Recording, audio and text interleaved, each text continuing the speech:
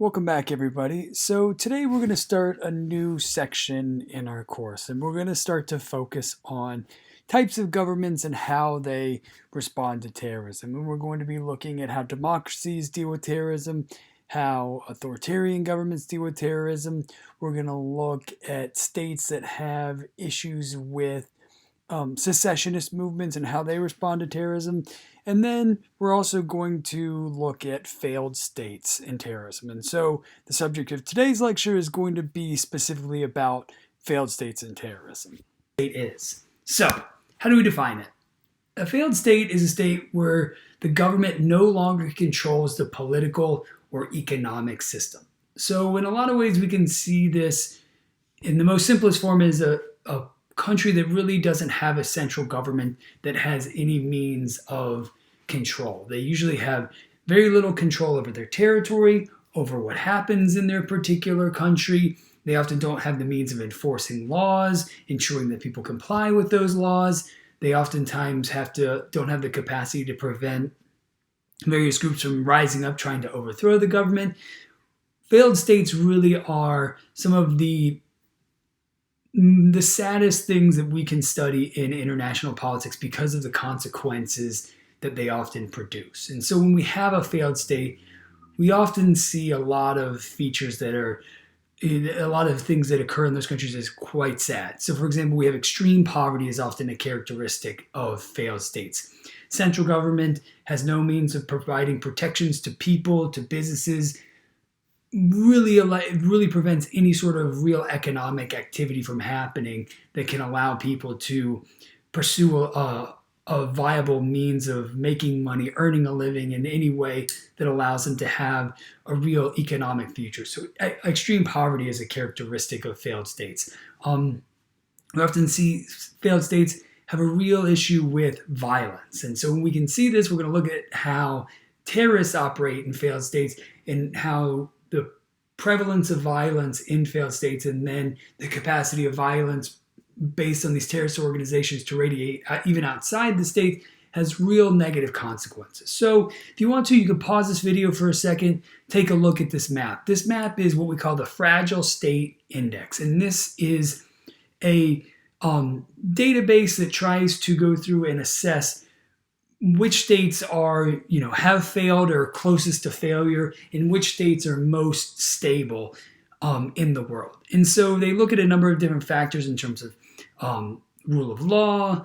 They look at the capacity of the central government. They look at the viability of economic activity. And so we can see from dark blue being the most stable, we can see example of Canada, Australia, dark blue, all the way down to the darkest red, where places like we have here Yemen, Somalia, Democratic Republic of the Congo, South Sudan. These are examples of states that have essentially failed.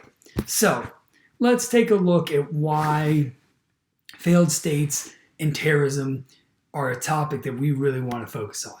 Well, the issue is that a lot of terrorist organizations operate in failed states. And there's advantages and disadvantages for terrorist organizations operating in these failed states. So let's look at the advantages first. Well, first, we have this idea that there's limited domestic government intervention. So when you really don't have a central government that has any real power, there's no real ability for that government to then try to squash, root out, destroy terrorist organizations. So an example of Somalia. Somalia has been a failed state since the early 1990s.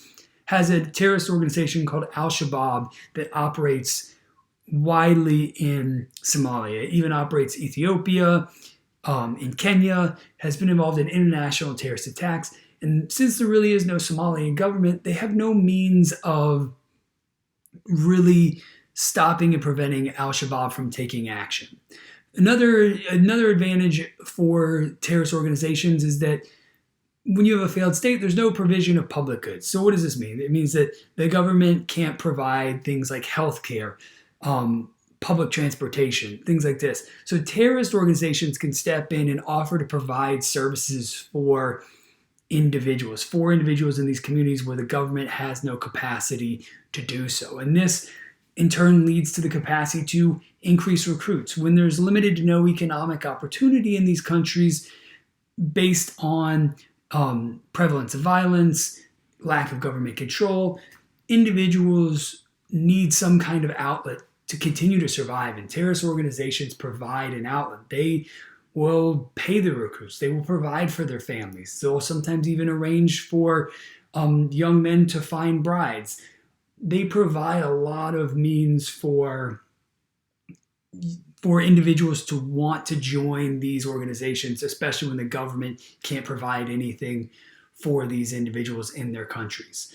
Another advantage to operating in failed states is what we call this outward signs of sovereignty. So the UN, the United States, most countries around the world still recognize Somalia as a country and has sovereignty, meaning it has control and the right to do what it wants within its territorial borders. And so terrorist organizations try to take advantage of this because they like to think about the idea that perhaps it minimizes the willingness of other countries to launch attacks against their organizations in these failed states, because then these other countries are violating the sovereignty of Somalia, of Yemen, of Syria. And we'll look at how oftentimes a lot of countries, especially the United States, is very willing to operate and use military force in failed states and not respect the quote-unquote sovereignty of Somalia, Yemen, Syria, based on the fact that they oftentimes see these failed states as not having a legitimate central government that can really do anything or say anything to convince the United States or other powers from operating in their territory and taking military action. But we also see that operating in a failed state is not simply a opportunity for terrorists that's completely positive. There are disadvantages to operating in failed states. And one of those is this idea of that there is no provision of public goods. So if you're a terrorist organization operating in Somalia, the Somalian government has no real means of maintaining, building, providing any kind of infrastructure for the country. So it's extremely hard. There are lack of roads. So it's hard for terrorist organizations perhaps to move around easily without maintained and newly built roads. There's perhaps not a provision of widespread availability of water. They don't have the capacity in a lot of these places to turn on a tap, access clean drinking water. So there are a lot of issues where if you don't have a central government that provides these public goods, in some ways can make the existence and operation of particular terrorist organizations more difficult when they don't have these basic needs that they then have to provide. Another disadvantage, as I said, is the willingness of other states to intervene. And we're going to talk about that in just a minute when we look at some military options that particular countries will use when operating in violating the sovereignty of failed states. And then finally, oftentimes, terrorist organizations may have difficulties operating if a failed state truly is engulfed in chaos. If, for example, you have a place like Yemen that's engulfed in a civil war. There may be very difficult for a terrorist organization that has aspirations of acting internationally to do so when it perhaps is constantly being brought into conflicts that are more of a domestic nature. So when, for example, in Yemen, you have various branches of ISIS that are operating in Yemen. In Yemen, their civil war is largely between various groups of Shia and Sunni Muslims. And this is a divide in the Muslim faith that goes back a long period of time. And in some instances, there's a lot of dislike between Sunni and Shias. And so the Yemeni civil war is a lot of ways between Sunni and Shia Muslims. ISIS is a Sunni Muslim terrorist organization. They may ultimately become more involved in trying to combat and fight against Houthis in Yemen than actually carrying out perhaps their goal of more international terrorist attacks. So this is how we can see they may become engulfed and dragged into domestic conflicts when they may want to focus on international terrorist activities. So this here, I have two graphs that I want to show you. One is the Global Terrorism Index, and this is a score that's given to every country in the world on a yearly basis that is an amalgamation of various statistics. It looks at the number of terrorist incidents in a country, the number of fatalities from terrorism, number of injuries from terrorism, and the amount of property damage that's caused by terrorism. So the higher your score in this, the more amount of terrorism you have in your particular country. So we can see the list from 1 to 16 here. And then we have our Fragile State Index for 2019. And this is, again, that measurement of how much a state has failed, how close a state is to absolute failure and collapse, how little power the central government has. And interestingly, we can see here, there's a lot of overlap between these lists. Yemen is considered the state highest on the Fragile State Index as failed state, number 6 in our Global Terrorism Index. Somalia, number 2 on our failed state index, comes in number 7 on our Terrorism Index. South Sudan, number 3, number 14. Democratic Republic of the Congo, number 6 here, or 5 here, number 13 here. So we can see a real overlap between when countries are more likely to be close to failure, the greater the likelihood that there's a increased amount of terrorism in those countries. So how do we address terrorism in failed states? Well, in a lot of ways, other countries besides the failed state often will try to intervene militarily. And the U.S. has been willing to do this extensively, particularly with the use of drone strikes and troop interventions, particularly in the Middle East. The U.S. has been willing to use drone strikes in Iraq, Afghanistan, Syria, Yemen, Somalia. A lot of these failed states that have a lot of terrorist organizations that operates within them, the U.S. government is willing to intervene militarily to try to ultimately root out and try to destroy these particular organizations. So military option is a way for other countries to try to combat terrorism in failed states. And again, because these failed states have really no strong central government that's able to mount a campaign to try to prevent other countries from intervening, or they really have no means of doing so, countries are willing to intervene much more extensively than if they have a strong central government that could push back against foreign intervention.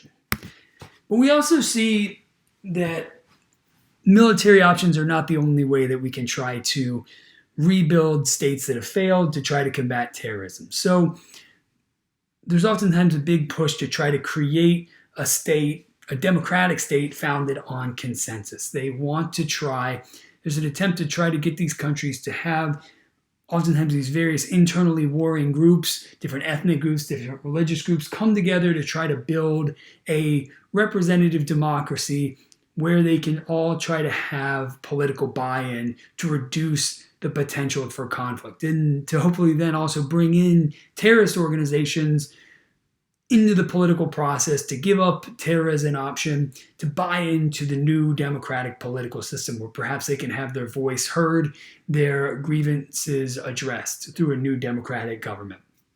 Also, there's a real goal of rebuilding what we call civil society, rebuilding the civil and social networks between groups of people, trying to build trust, cooperation, try to build a sense of common values and ideas between people that have had perhaps conflict for long periods of time, to really provide that societal foundation where you can have a democratic government flourish. And then also there's really an idea of foreign aid from individual countries, but as well as the UN, of providing assistance to these extremely, extremely weak central governments to try to allow them to start to rebuild their countries, to rebuild their capacity to try to gain control over their territories, bring peace, put a stop to terrorist organizations from operating.